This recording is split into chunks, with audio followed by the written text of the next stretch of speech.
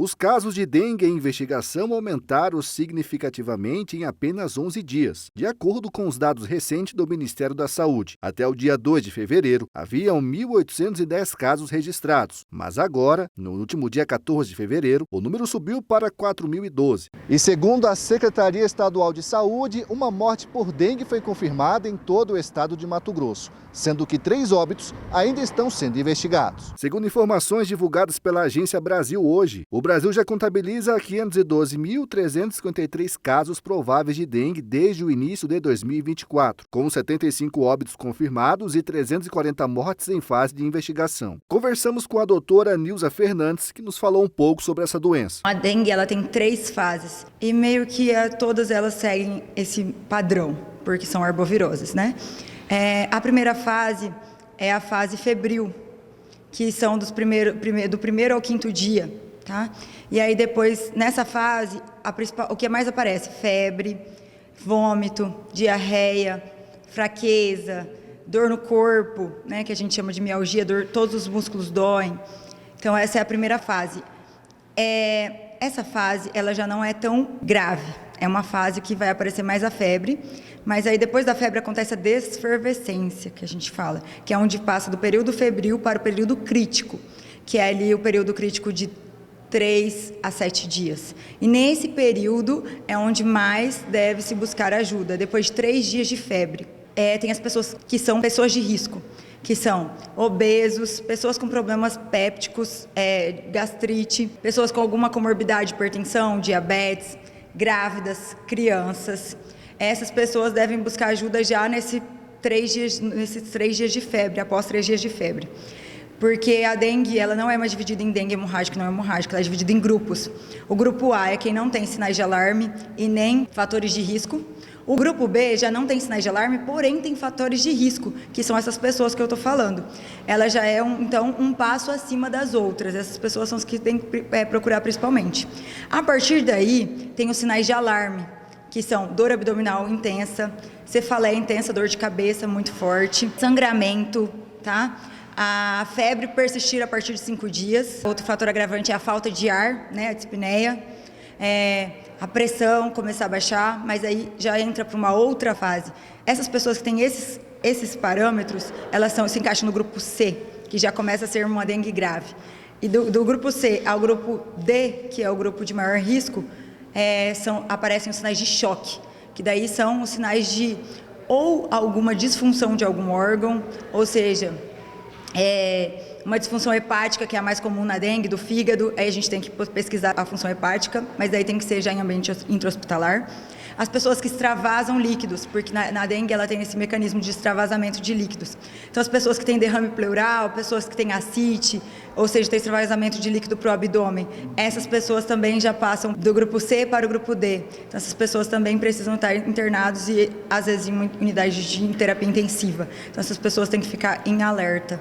Por isso, a falta de ar e a dor abdominal é tão importante. Vamos falar um pouco sobre a diferença dessas 3 doenças, a dengue, a chikungunya e também a zika. Qual que é a diferença delas? O primeiro parâmetro que a gente usa para diferenciar as 3 é a febre. Ela é mais alta na dengue e na chikungunya. E na zika ela já é uma febre um pouco mais baixa. Tá? O segundo parâmetro que a gente usa é o racho cutâneo, que é aquelas manchinhas vermelhas na pele, essa pele um pouco aspecto de mármore, sabe? E aí elas são presentes nas 3, mas ela é mais evidente e mais forte na zika. A outra coisa que a gente fala é a artralgia, a dor nas articulações. Ela também é comum em todas, mas na chikungunya ela é mais presente, mais forte e mais duradoura. Outra coisa que a gente usa de parâmetro é a vermelhidão nos olhos, que ela não é presente na dengue e é presente nas outras 2. E já a dor atrás dos olhos é mais presente na dengue. Essas são as principais diferenças das 3. A doutora ainda fala um pouco sobre a automedicação e também algumas formas de prevenção. A dengue, ela é uma virose. Como todos os vírus, a gente trata sintomas. A gente não trata o vírus em si, porque não tem uma medicação que trate o próprio vírus. A não ser que sejam vírus que sejam mais estudados, como o do HIV. Então, as viroses a gente trata como sintomas. O principal sintoma, febre. Tratamento, dipirona principalmente. Um alerta ao paracetamol. Paracetamol, ele é patotóxico. ele é prejudicial ao fígado. E as arboviroses também têm ação hepática. Então, elas também conseguem aumentar a toxicidade hepática. Então, o paracetamol é calculado a dose, né? A gente consegue dar o paracetamol para a dengue, mas com doses calculadas, tá? Então, é por isso que a gente precisa profissionais de saúde para calcular essa dose. As pessoas que se automedicam, principalmente com paracetamol e anti-inflamatórios, que anti-inflamatórios eles agem na cascata de coagulação. E um dos sinais de alarme é o sangramento. No entanto, que a gente interna muita gente por queda de plaquetas. Não porque a plaqueta é um sinal de alarme, mas porque o sangramento é. Então, assim, a plaqueta é um sinal de que pode sangrar.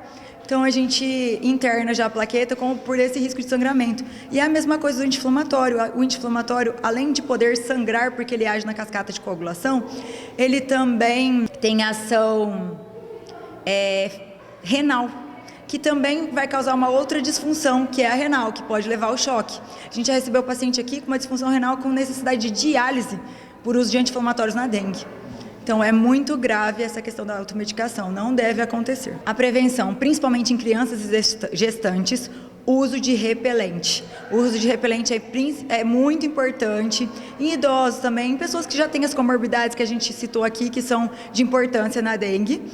E também o cuidado com a água parada, cuidado com os quintais, o cuidado com o ambiente, o espaço onde a gente vive, seja no ambiente público ou privado mesmo. Se você viu alguma coisa que cause água parada no meio da rua, o que custa tirar esse copinho, jogar no lixo?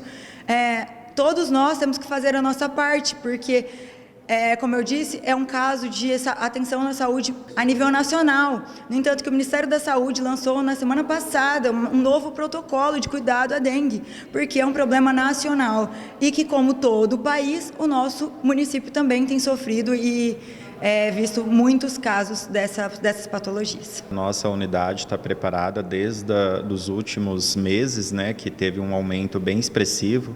Dentro da nossa unidade, nós preparamos toda a nossa equipe médica com os protocolos, nossa equipe de enfermagem, então toda a unidade está preparada para receber esses pacientes. Os primeiros sintomas que você sentir, procurar aí as unidades básicas de saúde, né? Aqui na unidade, né, a gente está preparado, então todo paciente que tiver uns sinais de alarme pode procurar a nossa unidade hospitalar.